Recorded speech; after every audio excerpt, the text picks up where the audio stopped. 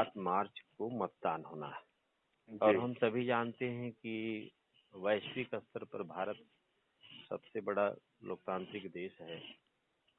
यहाँ चुनाव संपन्न कराना भी काफी दुष्कर कार्य होता है। आबादी भी वैश्विक स्तर पर दूसरे नंबर पर है। सबसे ज्यादा यहाँ जो विषय है कि इस लोकतंत्र को मजबूत करने के लिए जो चुनाव होते हैं उसमें बहुत सारे लोगों की शहादतें हो जाती, विशेषकर उन लोगों की जो चुनाव संपन्न कराने के लिए अपने स्थान से कहीं दूसरे स्थान के लिए जाते।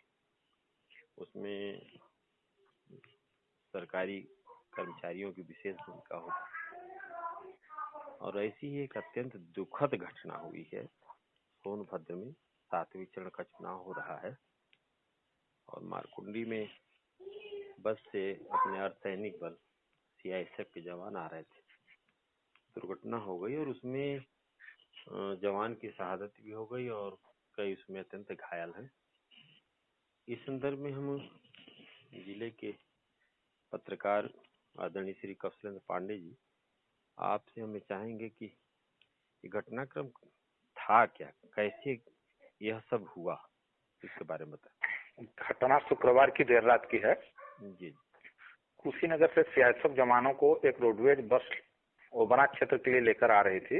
इनको जो मध्य प्रदेश सीमा सटे दुर्गम इलाकों के बूथ हैं वहाँ ड्यूटी पर लगाया जाना था। रात लगभग 12 बजे के करीब बस मारकुंडी घाटी में दूसरी मोड़ पे पहुंची है, तभी अनियंत्रित होकर नीचे गिर गई। नीचे कई फुट, सैकड़ों फुट गहरी खाई है। दूसरी मोड़ का मतलब है कि जो लोरी वाले पत्थर जो हम चलेंगे, लोरी पत्थर के बाद वाला मोड़। हम मतलब एक तो मोड़ वही होगा जैसे, हाँ, एक मोड़ हो जाएगा। दूसरा जो सबसे खतरनाक मोड़ है जो आगे जाके सीधे जाके फिर टर्निंग है, यू टर्न। उसी टर्निंग की घटना हुई है जहाँ पे अक्सर एक्सीडेंट होता है। हाँ जी, जहाँ पे अक्सर एक्सीडेंट होता है। हाँ, और एक्सीडेंट होने का एक बड़ा कारण है जब नीचे से गाड़ियां आती हैं, उनकी अगर गति तेज है या किसी तरह से जगह नहीं मिली तो वहाँ खतरा बना रहता है। इसी नाते हाँ, वो रोड वन वे भी किया गया है। और रात में जो ओवरलोड परिवहन है, हाँ, उसमें हम बाद में बात करें, पहले बताएं घटनाक्रम क्या था, फिर चर्चा कर लेते हैं। हाँ जी, तो वही रात 12 बजे के करीब बस खाई में गिर गई, जिसमें जवान थे कृष्णवीर सिंह जी जी, पुत्र जोगेंद्र सिंह है, उम्र 45 वर्ष है, रहने वाले हापुड़ जिले के सलोनी गांव के हैं। जी जी, हाँ, बहादुरगढ़ थाना क्षेत्र में पड़ता है। जी जी, जवान की मौके पर शहादत हो गई। जी जी, वहीं ब्रिजेश राठौर, एम बेग, के चंद्रैया, एस एल नायक, पी बालाकृष्णा, जी जी, रमेश, एस गौड़ा, रजनीश सहित 12 लोग घायल हो गए। जी जी, सूचना जब मिली तो हाँ, प्रशासन के लोग पहुंचे, एम्बुलेंस भी पहुंची, तो इन लोगों को लाया गया जिला अस्पताल। जी जी, वहाँ बालाकृष्ण और एम बेग की हालत ज्यादा गंभीर मिली। इनको वाराणसी रेफर कर दिया गया है, वहाँ ट्रामा सेंटर में उपचार जारी है इनका। यही स्थिति है। इस पे हम लोग चर्चा कर लेते हैं। जो सोनभद्र के हैं उनको तो मारकुंडी घाटी के बारे में पता है जी, लेकिन जो सोनभद्र जिले से जो बाहर है अन्य जगहों पे, विशेषकर जहाँ के सीएसएफ के जवान रहने वाले हैं, उनके परिजन या उनके आसपास के रिश्तेदार, हमें लगता है कि उनमें से बहुत लोगों को नहीं पता होगा कि आखिरकार ये घाटी किस तरह की है। हाँ, उनको क्या मालूम, वो तो एक घाटी हुई, वो तो सामान्य हादसा ही समझेंगे, कहीं किसी पहाड़ी रास्ते पर जा रहे थे, गिर गए। लेकिन मन में तो ये शंका होगी ही कि ऐसा क्या हो गया एकाएक, क्योंकि आमतौर पर इस तरह की घटनाएं होती नहीं। हम चाहेंगे कि ये मारकुंडी घाटी के बारे में हम लोग चर्चा कर लेते हैं कि जहाँ दुर्घटना हुई है वहाँ अक्सर दुर्घटनाएं होती है। देखिए, वो मोड़ इस तरह का है कि दो चीज है। अगर किसी वाहन की गति तेज है और वहाँ मुड़ते वक्त अगर सामने से कोई वाहन आ गया, वहाँ हादसा होने का खतरा बढ़ जाता है। और चूंकि वहाँ इस स्थिति को देखते हुए जब बीच में बहुत ज्यादा हादसे होने लगे, तो एक तरह से दो रास्ते हैं। 5 मोड़ वाला रास्ता है, 2 मोड़ वाला रास्ता। जो नया बना है वो 2 मोड़ वाला रास्ता है। इस दुर्घटना को रोकने के लिए जब घाटी से नीचे उतरने के लिए 5 मोड़ वाले रास्ते का लोग इस्तेमाल करते हैं। और घाटी चढ़ने के लिए 2 मोड़ वाले रास्ते का इस्तेमाल होता है। बाहर के लोगों को हम बता दें कि जब हम राबर्ट्सगंज, जो सोनभद्र का मुख्यालय है, वहां से हम चौपन की तरफ बढ़ेंगे तो हम घाटी उतरते हैं बाएं तरफ, और दूसरी तरफ जब चौपन से हम राबर्ट्सगंज की तरफ आते हैं तो हम घाटी चढ़ते हैं, और जो घाटी चढ़ते हैं वो 2 मोड़ का है, और जो उतरते हैं वो 5 मोड़ का है। हाँ, और फिर बताइए, अभी जो कल हम लगभग 9 साढ़े 9 बजे के आसपास हम राबर्ट्सगंज से ओबरा के लिए आए जी। उस समय एक संजोग से हमने वीडियो भी बनाई। अक्सर जब मारकुंडी से उतरते हैं तो हम वीडियो बनाते हैं जी, और कई वीडियो हमने डाला भी है कि किसी भी तरह से जो लोग जान जाएं कि मारकुंडी घाटी अत्यंत खतरनाक है, विशेषकर नए लोग, तो जब यहाँ से गुजरे तो उस तरह के एहतियात बरतें जिससे दुर्घटना की आशंका कम हो।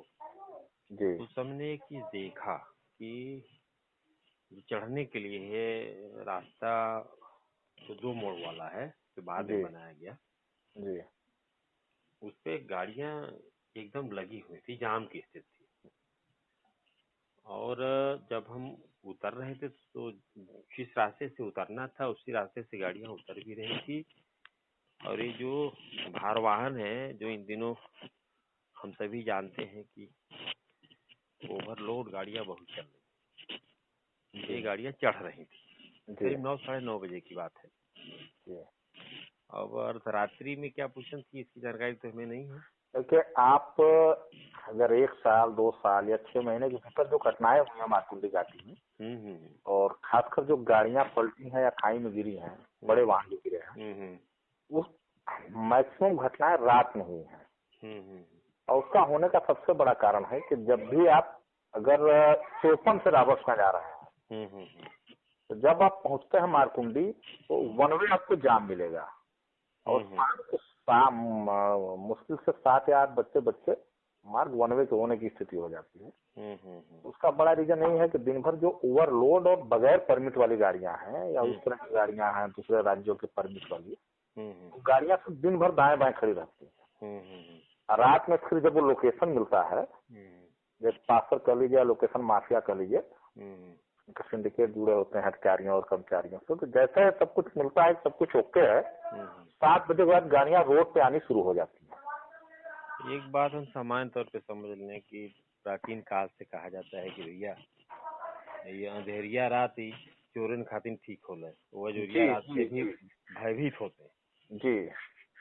तो खुलेआम जो जिम्मेदार लोग हैं जी, वो चाहे शासन में बैठे हों चाहे प्रशासन में बैठे हों, इन लोगों के सर पे जो ओवरलोड गाड़ियां चल रही जी, और भी बहुत सारी शिकायतें हैं, तो जिसकी वजह से जाम की स्थिति बनती है।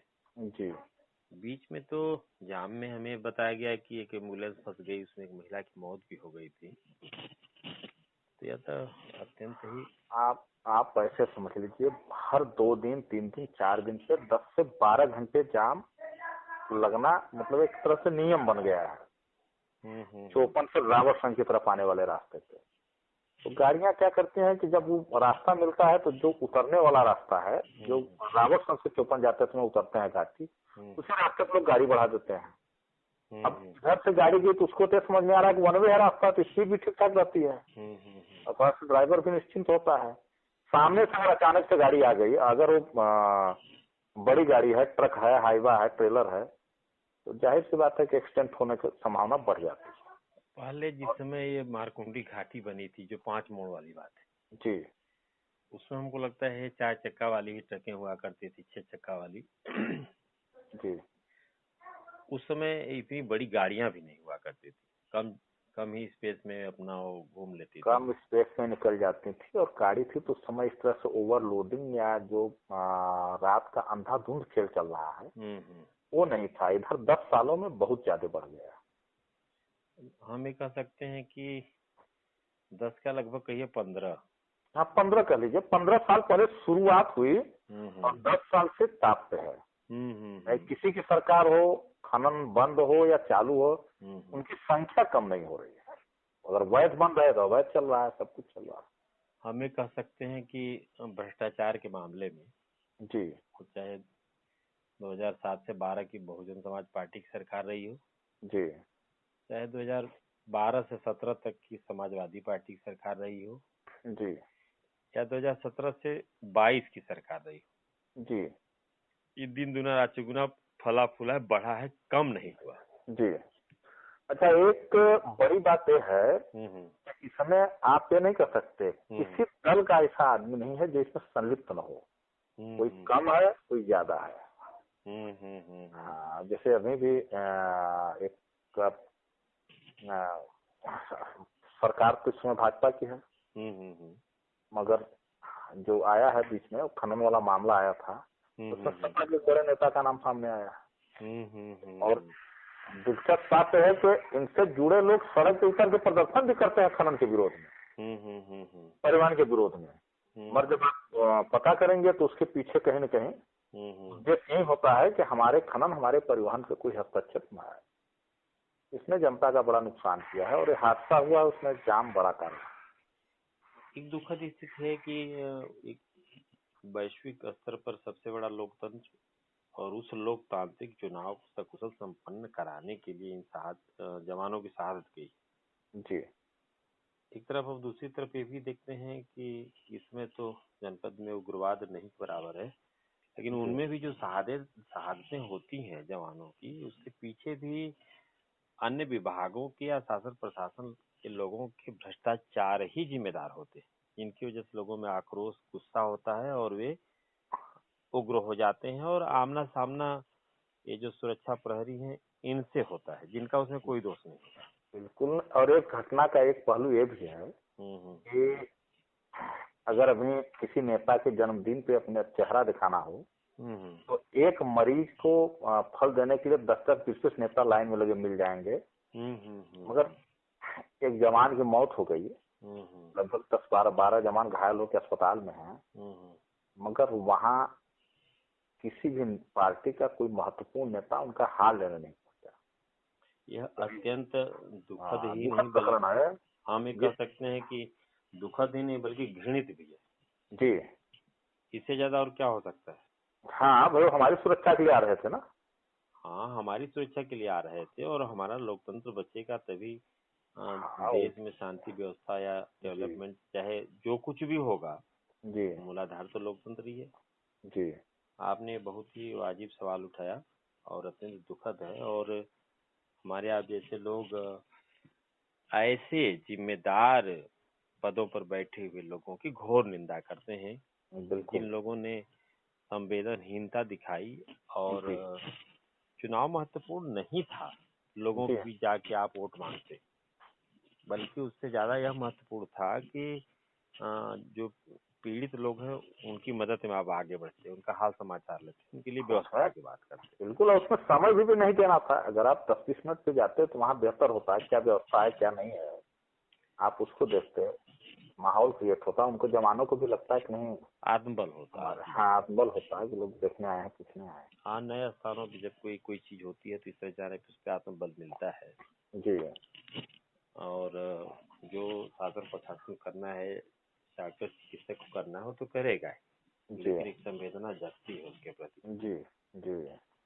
तो कुल मिलाकर के हम आप जिस जवान की शहादत हुई है उसको श्रद्धांजलि अर्पित करते हैं, और जिनको चोटें आई हैं, गंभीर रूप से घायल हैं, हाँ, उनके जल्दी स्वस्थ होने की ईश्वर से कामना करते हैं। हाँ, ईश्वर से हम कामना करते हैं शीघ्र स्वस्थ हो, और ईश्वर से एक और प्रार्थना करते हैं कि हालांकि नेताओं को बड़ा ही खराब लगेगा जी, ये ईश्वर इन असंवेदनशील नेताओं में भी संवेदना पैदा करिए जी, कि वे कम से कम ऐसे मसलों में लोगों के पास पहुंचे और उनकी मदद करे। और ईश्वर से प्रार्थना यह भी है कि दुख के घड़ी में जो प्रभावित परिवार है जवानों के, उनको शक्ति प्रदान करें। शक्ति प्रदान करें।